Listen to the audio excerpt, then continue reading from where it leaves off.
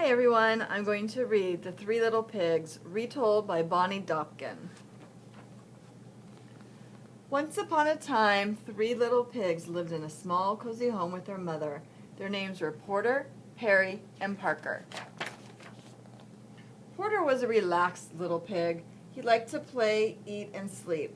Perry was a creative type of pig. He had lots of ideas, but he didn't always finish what he started.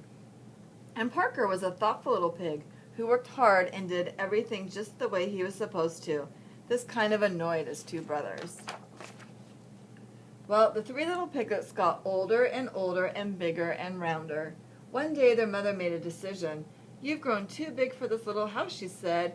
"It's time for you all to go off into the wide world and build your own homes." So the three pigs packed their bags and got ready to leave their too cozy home. "Any advice for us, Mother?" asked Parker. "Why, yes," said their mother. "Watch out for that no-good, big bad wolf who's always skulking around. And remember, always work hard, remember to plan, and whatever you do, do the best that you can." The three pigs kissed their mother goodbye, then they trotted out of the house, down the road, and out of the village. Before they had gone very far, they came to a big field full of golden haystacks. "You know," said Porter quickly, "I think I'll build my house of straw. It's a nice color, and the house will be easy to build." "I'm not sure this is a good plan," said Parker. "Will it be warm enough? Will it keep out the rain? What will happen when the wind is strong?" Porter rolled his eyes. "It will be a great house," he said, "and I'd still have time to play when I'm done." "Then good luck to you," said Perry and Parker, and they continued down the road. Soon Parker and Perry came to a shady grove of trees.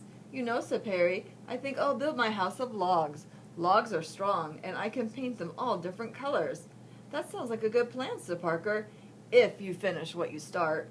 "I will," said Perry, and he waved as Parker continued down the road. Perry stood and looked up at the trees. He said, "Cutting down those trees would take a long time. I'll just build my house from the sticks on the ground instead."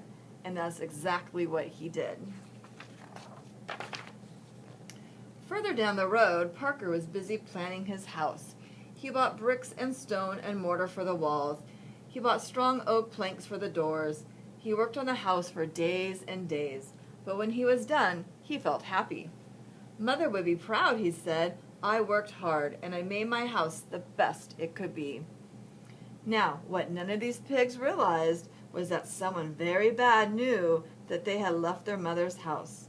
And who do you think that someone was? Yes, it was the no-good big bad wolf. First, the wolf went to Porter's house. He saw bundles of hay held together by rope, and he saw Porter Pig outside napping in the sun. "Hello, pigs," said the wolf. Porter opened his eyes, squealed, and jumped to his feet. He ran into his house, pushed the door shut, and hid under his bed. Now," said the wolf, "I only want to chat." "Ha," said Porter, "I know a hungry wolf when I see one." "It really doesn't matter," said the wolf. Little pig, let me come in." "Are you kidding?" said Porter. "Not by the hair of my chinny chin chin."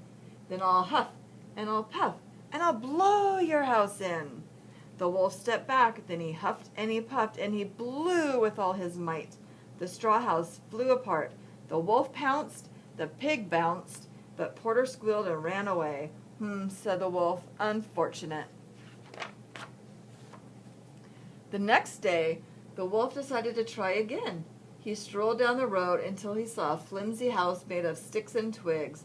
Perry was lying in a hammock outside. "Hello, my little piggy," said the wolf. Perry jumped up in fright. He ran inside his shaky house and pushed a dresser against the door. "Ha," said the wolf. "Does he really think that's going to help?" He cleared his throat.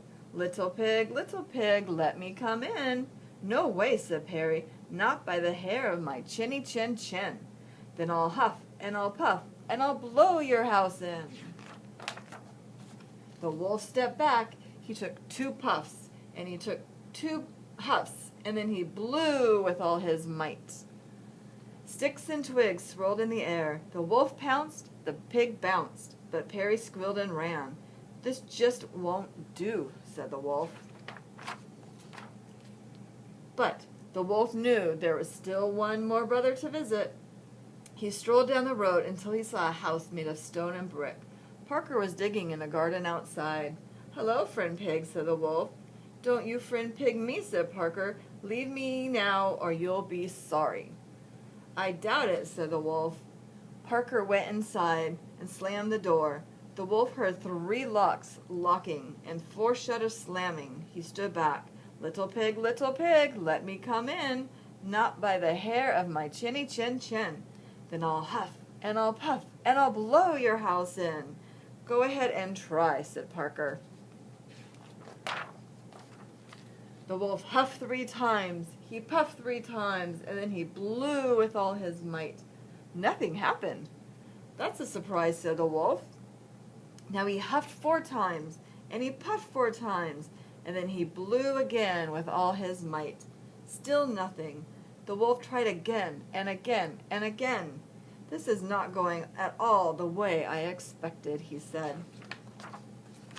Finally, the wolf fell flat on his back, puffing and wheezing. He heard the shutter creak open. "I knew my house would stand up to that no-good wolf," said Parker.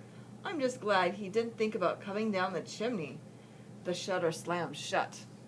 "The chimney," whispered the wolf, springing to his feet. "Of course!" He sneaked to the side of the house and saw a pile of boxes stacked against the wall. "That makes it even easier," he chuckled. He climbed up the boxes, he crept across the roof, then he jumped into the opening and slid down the chimney. But below, water bubbled in a big black kettle that was hanging from the fireplace.